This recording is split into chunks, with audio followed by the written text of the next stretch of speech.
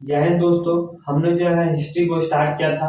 History में मैंने आपको सभी को बताया था कि हिस्ट्री को जो है अध्ययन की सुविधा से जो है 3 भागों में बांटा गया है। प्रागैतिहासिक काल, आदि ऐतिहासिक काल और ऐतिहासिक काल। तो ये तीनों भागों में से मैंने अभी तक आप लोग को जो है प्रागैतिहासिक काल पढ़ा दिया। प्रागैतिहासिक काल का एग्जाम्पल मैंने आपको पाषाण काल बताया था। पाषाण काल भी हमने जो अच्छे से कंप्लीट कर लिया। उसके बाद जो है आदि ऐतिहासिक काल है, मैंने जो है सिंधु सभ्यता को आपको बताया था। इससे पिछली वाली क्लास में जो है सिंधु सभ्यता भी जो है कंप्लीट हो गया।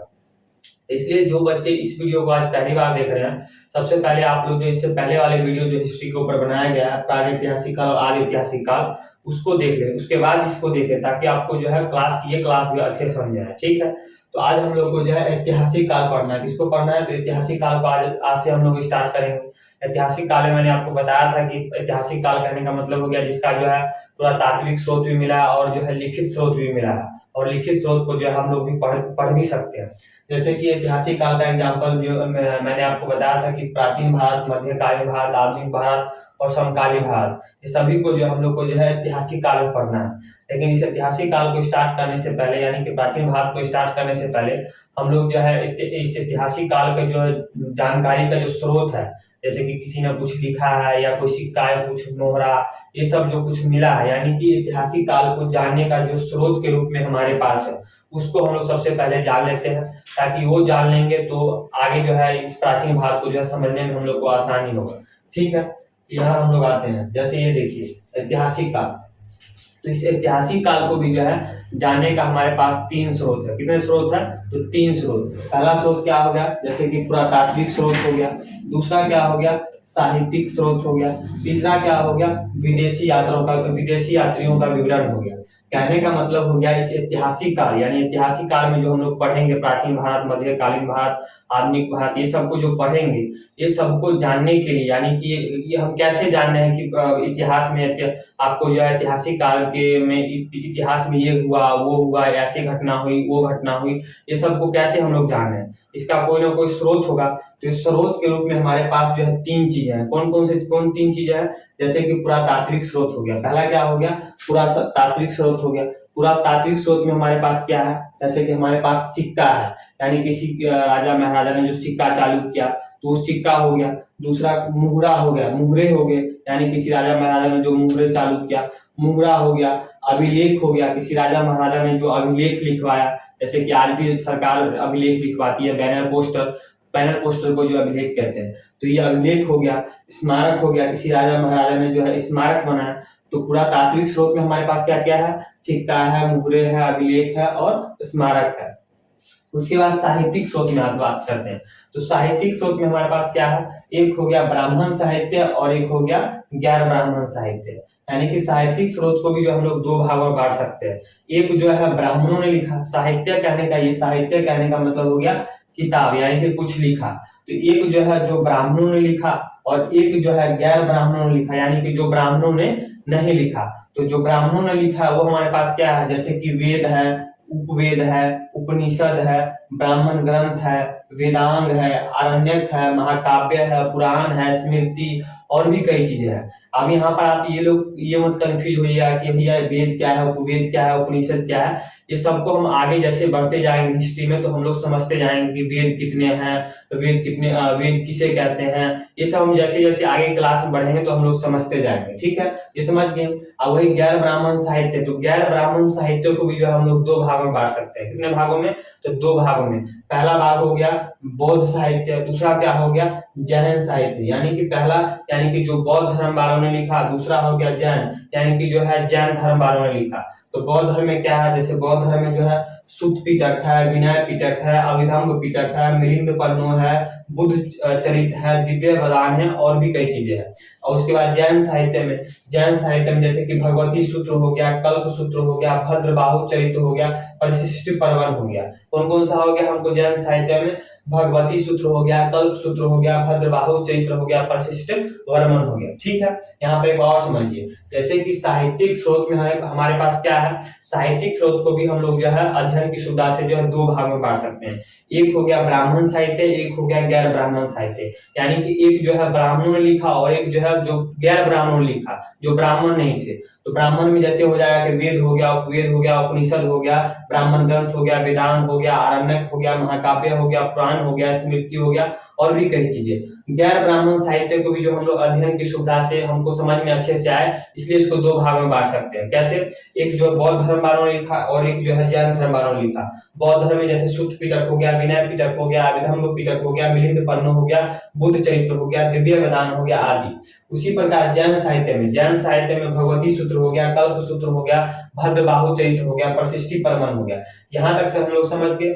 अब जैसे कि विदेशी यात्रियों का विवरण, किसका? विदेशी, यानी कि जो विदेशी यात्री भारत में आए, उन्होंने जो भारत के बारे में लिखा, तो उनकी भी कोई ना कोई किताब है। तो उस विदेशी यात्री कौन कौन थे उसके बारे में हम लोग समझते हैं। जैसे विदेशी यात्री में मेगास्थनीज हो गया, टॉलमी हो गया, हेरोडोटस हो गया, नियार्कस हो गया, अरिस्टोबुलस हो गया।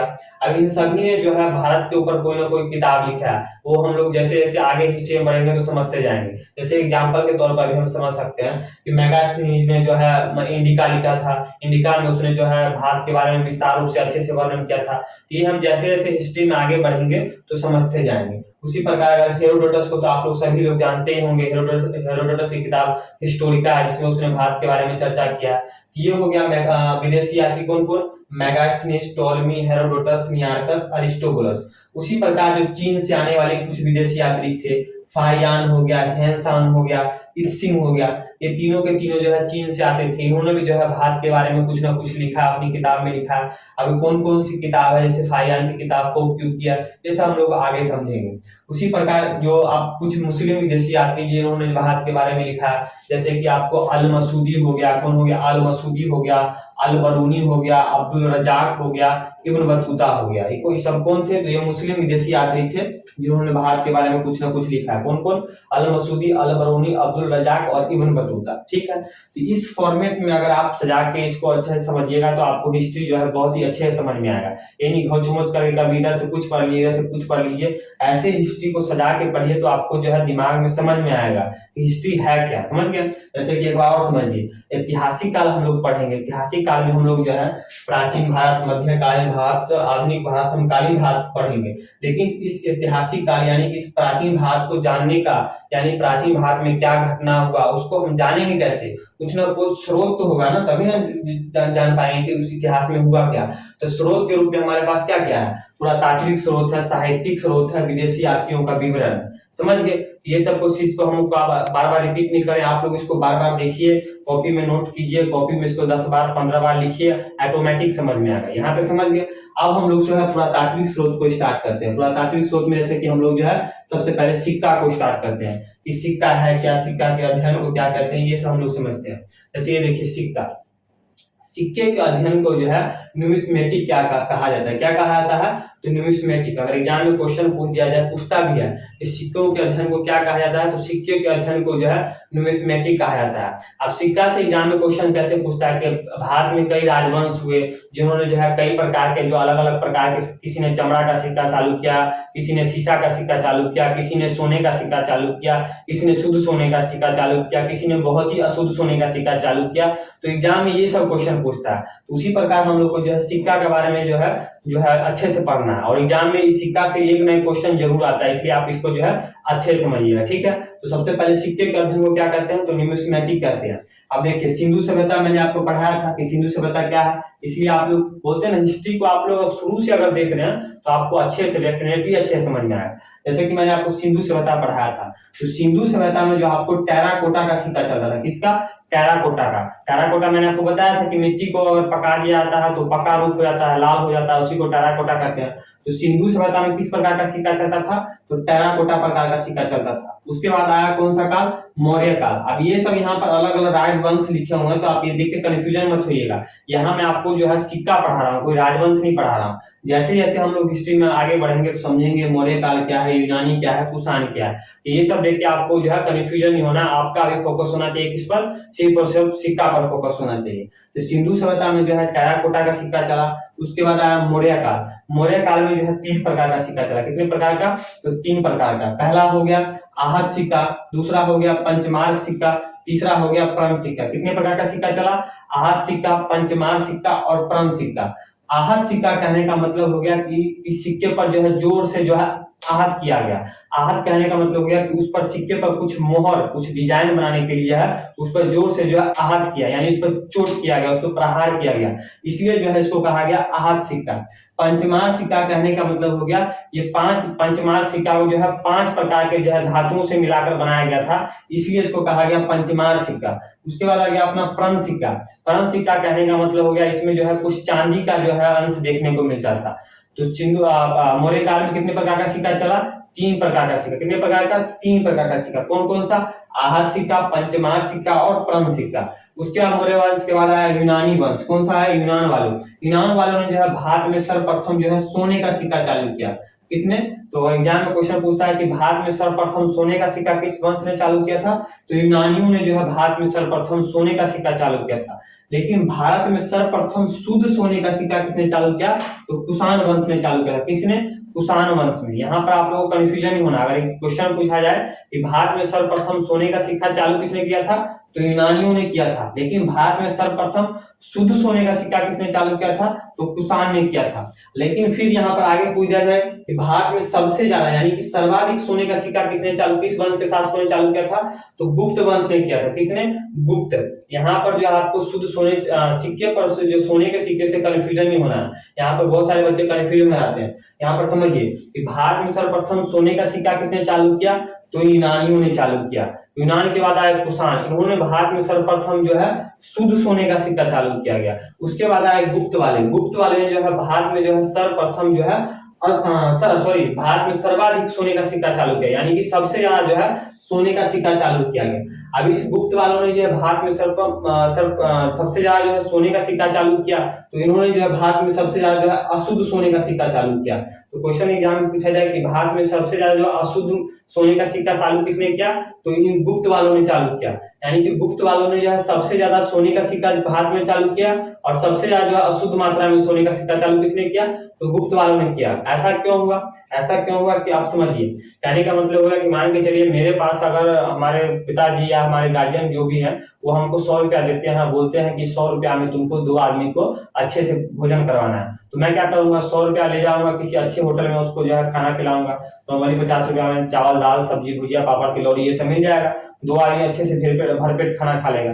और फिर मान के चलिए अगले दिन हमको 100 रुपया फिर मिलता है, बोलते हमारे गार्जियन बोलते हैं कि 100 रुपया में आप तुमको 4 आदमी को खाना खिलाना है। तो मैं क्या करूंगा? आपको ऐसा घटिया होटल देखूंगा जिसमें जो है चावल घटिया क्वालिटी का होगा, दाल घटिया क्वालिटी का होगा, सब्जी घटिया क्वालिटी का होगा, पापड़ घटिया क्वालिटी का होगा। क्योंकि मेरे पास तो भाई स्रोत के रूप में वही 100 रुपया, खिलाना 4 आदमी को, तो मैं क्या करूंगा? मैं क्वालिटी से जो है कॉम्प्रोमाइज करूंगा। तो यहाँ पर वही बात हुआ, यहाँ पर गुप्त वालों ने जो है सबसे ज्यादा सोने का सिक्का चालू कर दिया, लेकिन स्रोत के रूप में वही था। तो क्या हुआ? इन्होंने जो है क्वालिटी से कॉम्प्रोमाइज कर लिया, इसलिए उन्होंने सबसे ज्यादा अशुद्ध मात्रा में जो है सोने का सिक्का चालू किया। अब इन्हीं गुप्त वालों ने जो है भारत में सर्वप्रथम जो है चांदी का सिक्का भी चालू किया था। मयूर का भी सिक्का इन्होंने जो है गुप्त शासकों ने चालू किया था। कौड़ी का सिक्का जो है इन्होंने गुप्त शासकों ने चालू किया था। कौड़ी समझते हैं ना? आज हम लोग कहते हैं कि 1 फुटी तुमको कौड़ी भी नहीं देंगे, जैसे कोई बात होता कहते हैं 1 फुटी कौड़ी भी नहीं देंगे। ये हमारे जवान पर आया कैसे? जवान पर इसलिए हमारे मुंह पर ये आ गया क्योंकि हमारे इतिहास, हमारे भारतीय इतिहास में एक कौड़ी भी सिक्का के रूप में काम करता था। आज भी आप कौड़ी समझ रहे हैं ना? आज देखते हैं यूपी बिहार में आप जाते होंगे तो माल जाल को जब बच्चा होता है तो देखते हैं उसके गले में जो है छोटा छोटा कौड़ी पहनाया जाता है, हमारे उत्तर प्रदेश और बिहार सब में, तो उसी को कौड़ी कहते हैं। तो ये कौड़ी भी पहले एक सिक्का के रूप में कार्य करता था, जिसलिए आज हम लोग जो कहते हैं 1 फुटी कौड़ी भी नहीं देंगे। यानी कि इस गुप्त शासकों ने क्या किया? सबसे ज्यादा जो अशुद्ध सोने का सिक्का चालू किया, इन्होंने जो है चांदी का सिक्का चालू किया, इन्होंने जो है मयूर शैली का सिक्का चालू किया, इन्होंने जो है कौड़ी का सिक्का भी चालू किया। अभी अशुद्ध सोने गुप्त शासकों ने अशुद्ध गुप्त वंश में जो है सबसे ज्यादा अशुद्ध सोने का सिक्का किस शासक के समय चालू हुआ था? तो स्कंद गुप्त के समय। किसके समय? स्कंद गुप्त के समय। स्कंद गुप्त के समय इसलिए चालू हुआ क्योंकि स्कंद गुप्त के समय जो है गुप्त वंश अपने पतन की ओर था, कहते हैं अपने पतन की ओर था, ये वंशी अपने पतन की ओर था, इसलिए स्कंद गुप्त के समय जो है सर्वाधिक अशुद्ध सोने का सिक्का चालू हुआ। तो सोने के सिक्का में जो आपको कंफ्यूजन नहीं होना है, देखिए सबसे अगर क्वेश्चन पूछा जाए कि भारत में सबसे पहले सोने का सिक्का किसने चालू किया? तो यूनानियों ने किया। भारत में सर्वप्रथम शुद्ध सोने का सिक्का तो कुषाण ने किया। लेकिन भारत में सर्वाधिक जो है सोने का सिक्का चालू किसने किया? तो गुप्त वालों ने किया। भारत में अशुद्ध सोने का सिक्का सर्वाधिक किसने चालू किया? तो गुप्त ने किया। और ऐसे पूछ दिया जाए कि गुप्त में भी किस वंश के किस शासक के समय जो है अशुद्ध सोने का सिक्का चालू हुआ? तो स्कंदगुप्त के समय। और चांदी का सिक्का किसके समय चालू हुआ था? तो चंद्रगुप्त द्वितीय के समय। मयूरशैली का सिक्का किसके समय चालू हुआ था? तो समुद्रगुप्त के समय। यहाँ तक समझ गए। अब गुप्त वंश के बाद आता है सातवाहन वंश। कौन सा वंश? तो सातवाहन वंश। इस सातवाहन वंश के शासकों ने जो है भारत में सर्वप्रथम जो है शीशे का सिक्का चालू किया था। किसके बाद? शीशा का सिक्का। उसके बाद इस सातवाहन वंश के बाद आता है भारत में जो है आपको यहाँ पर मुगल वंश का शासक कौन है? हुमायूं। हुमायूं ने जो है इसने जो भारत में सर्वप्रथम जो है चमड़े का सिक्का चालू किया था। किसके? चमड़े का। जिसने अपना चमड़ा था इसने जो है, चमड़ा कहने का मतलब हो गया जो है जो चमड़ा ये जो आपको किसी मवेशी का जो खाल पोछ गया आता है उसी को चमड़ा कहते हैं। समझ ही रहेंगे आप लोग। ये मुगल वालों ने क्या कहते हैं बाबर का बेटा हुमायूं ने भारत में क्या चालू किया था? तो चमड़े का सिक्का चालू किया था। उसके बाद शेरशाह सूरी ने जो है भारत में जो है 3 प्रकार का सिक्का चालू किया था। कौन कौन सा? दाम, रुपया और असरफी। कौन सा? दाम, रुपया और असरफी। दाम आज भी आप देखते हैं, कहते हैं कि कितने दाम हुआ। हमारे यूपी बिहार में बोलाता है दाम, कितना दाम है इसका। कोई चीज लेते हैं कितना दाम है, तो ये भी हमारे मुंह पे कैसे आया? क्योंकि दाम भी हमारे इतिहास में एक सिक्का का नाम था। तो दाम किसका बना होता था? तो दाम ये जो है तांबा का बना होता था। ये रुपया किसका बना होता था? तो ये चांदी का, जो चांदी का सिक्का होता था उसको रुपया कहा जाता था। जो सोने का सिक्का होता था उसको असरफी कहा जाता था। रुपया समझ रहे ना, आज भी हमारे जो है मुद्रा का नाम क्या है? रुपया। भारत के में जो पैसे को क्या कहा था? रुपया। ये भी किसने दिया था? तो ये बिहारी शासक था। शेरशाह सूरी को जब हम पढ़ाएंगे तो बताएंगे हमारे बिहार का शासक था। इसी ने जो अपने चांदी के सिक्का को जो है रुपया बोला था, जो आज हमारे भारत सरकार के मुद्रा का नाम रुपया है। तो शेरशाह सूरी ने जो है कितने प्रकार का सिक्का चालू किया? 3 प्रकार। कौन कौन सा? दाम, रुपया, असरफी। दाम किसका बना होता था? तांबा का बना होता था। रुपया चांदी का, असरफी सोने का। इन तीनों में जो है सर्वाधिक जो है मात्रा में कौन सा सिक्का इसके शासनकाल में समाज में प्रचलन में था? तो स्वाभाविक बात है कौन सा रहेगा? दाम रहेगा। दाम इसलिए रहेगा क्योंकि दाम जो है तांबा का है। बाकी यहाँ देख सकते हैं रुपया चांदी का, असरफी सोने का। तो तांबा का है तो तांबा जो है गरीब लोग, तांबा आसानी से मिल जाता है। इन दोनों के मुकाबले में तांबा सस्ता होगा। तो और आप समझ सकते हैं कि समाज में जो है गरीबों की संख्या जो हमेशा अमीरों से जो है ज्यादा रही है। आज भी भारत में जो है अमीर से ज्यादा गरीब लोग रहते हैं। जिसकी संख्या ज्यादा होगी उसका प्रचलन ज्यादा होगा। यहाँ इन तीनों में जो है दाम का प्रचलन जो है सबसे ज्यादा था, क्योंकि जो है समाज में गरीब लोग ज्यादा रहते थे। तो यहाँ तक आई होप लोग जो है आप लोग सिक्का के बारे में जो है समझ गए होंगे। सिक्का किसको कहते हैं, भारत में सर्वप्रथम सोने का सिक्का किसने चालू किया, ये सब आप समझ गए होंगे। ये सोना वाला आप लोग जो है बात देख लीजिएगा, क्योंकि सोना वाला एग्जाम में बच्चा सब कंफ्यूजन हो जाता है। तो सोने वाले को आप लोग अच्छे समझ लीजिएगा। इसका अगर आप क्या कहते हैं स्क्रीनशॉट लेना चाहते हैं तो स्क्रीनशॉट ले लीजिए। हमारे खचाक साइन हो गया। ये वो स्क्रीनशॉट इसका ले लीजिए, एक स्क्रीनशॉट इसका हमारे खचाक साइन ले सकते हैं, खचाक साइन। उसके बाद इसका स्क्रीनशॉट आप ले सकते हैं। हो गया, ये तो लेने की कोई जरूरत नहीं है। तो ये हो गया अपना, मैंने आपको जो है पुरातात्विक स्रोत में सिक्का और ये सब बता दिया। अब आगे हम लोग देखेंगे साहित्यिक स्रोत में, देख लेंगे ब्राह्मण साहित्य में। इस बड़ा हो गया, अगली क्लास में हम लोग जो है विदेशी यात्रियों का विवरण स्टार्ट कर लेंगे। मैगजीन ने कौन क्या लिखा, ये सब देखते हुए आगे हम लोग वेद उपनिषद ये सब स्टार्ट करते हुए हम लोग जो है वैदिक काल में प्रवेश कर जाएंगे। ठीक है, तो आज के लिए इतना ही, मिलते हैं नेक्स्ट क्लास में, तब तक के लिए जय हिंद।